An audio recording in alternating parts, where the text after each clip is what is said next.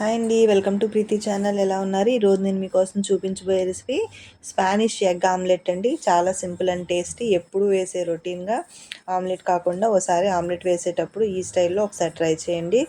ఒక ముక్క తిన్నా కూడా పొట్ట టమ్మీ ఫుల్గా అవుతుంది. పొట్టంతా కూడా అంత టేస్టీ, అంత హెల్దీ కూడా అండి. చూడండి, ఈ మందం వస్తుంది ఆమ్లెట్. నేను చెప్పిన విధంగా ఒకసారి ట్రై చేయండి. ముందుగా ఒక బంగాళదుంప, ఒక మీడియం సైజు ఉల్లిపాయ తీసుకొని సన్నగా కట్ చేసుకోవాలి. బంగాళాదుంపల్ని ఈ విధంగా మనం చిప్స్ కట్ చేస్తాం కదండి, ఆ సైజులో కట్ చేసుకోవాలి. ఉల్లిపాయను కూడా సన్నగా కట్ చేసుకోవాలి. ఇప్పుడు స్టవ్ మీద కడాయి ఆన్ చేసుకొని నాన్ స్టిక్ పాను కాస్త ఆయిల్ ఎక్కువగానే వేసుకోవాలి. ఆమ్లెట్కి 1 స్పూన్ వేస్తే ఇక్కడ మనం 2 స్పూన్స్ యాడ్ చేస్తాము. ఇందులో బంగాళాదుంప లేయర్స్ కింద కట్ చేసుకున్నాం కదా, ఆ దుంప మిశ్రమాన్ని అంతా కూడా ఈ విధంగా ఫ్రై చేసుకోవాలి. చూడండి, పొటాటో అంతా ఎలాగ డాన్స్ చేస్తుందో ఈ విధంగా ఫ్రై అవ్వాలి. గరిట పెట్టకుండా జస్ట్ డీప్గా ఫ్రై చేసుకొని, అలాగే ముందుగా కట్ చేసుకున్న ఉల్లిపాయ సన్నగా కట్ చేసాం కదా, అవి కూడా వేసి మిశ్రమం బాగా ఫ్రై చేసుకోవాలి. బంగాళాదుంప ఉల్లిపాయ బాగా కలర్ వచ్చే వరకు ఫ్రై చేయాలి. చూసారు కదా, ఈ విధంగా రోస్ట్గా ఫ్రై అవ్వాలి. మూత పెట్టి తీసి ఒక 5 నిమిషాలకి అలా అయ్యింది.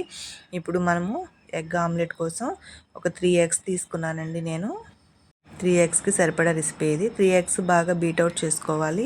ఎంత బీట్ చేసుకుంటే మనకి ఎగ్ ఆమ్లెట్ అంత పఫీగా వస్తుంది, చాలా బాగుంటుంది. ఇప్పుడు ఎగ్ అంతా కూడా బీట్ చేసుకున్నాక ముందుగా ఫ్రై చేసి పెట్టుకున్న బంగాళాదుంప ఉల్లిపాయ మిశ్రమాన్ని కూడా ఇందులో యాడ్ చేసుకోవాలి.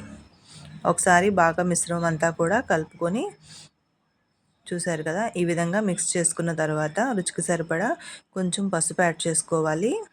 కొంచెం సాల్ట్ రుచికి సరిపడా.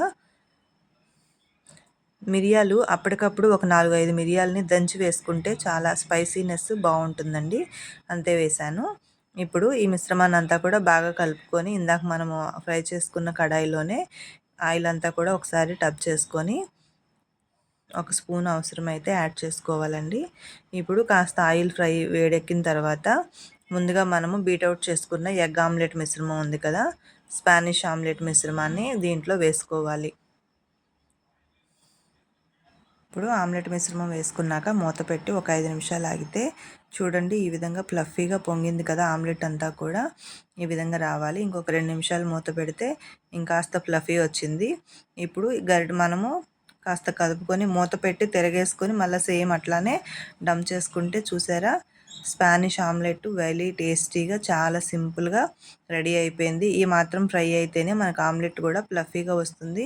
మిశ్రమాలన్నీ కూడా మంచిగా బాగుంటాయండి. ఒకసారి ట్రై చేయండి ఈ విధంగా ఆమ్లెట్ని. ఈ రెసిపీ మీకు ఎలా నచ్చిందో నాకు కామెంట్ చేయండి. చూసారు కదా, ఈ రెసిపీ మీకు నచ్చినట్లయితే మీ ఫ్రెండ్స్కు రిలేటివ్స్కి కూడా షేర్ చేయండి. కొత్తగా ఛానల్ చూస్తున్న వాళ్ళైతే ప్లీజ్ సబ్స్క్రైబ్ మై ఛానల్.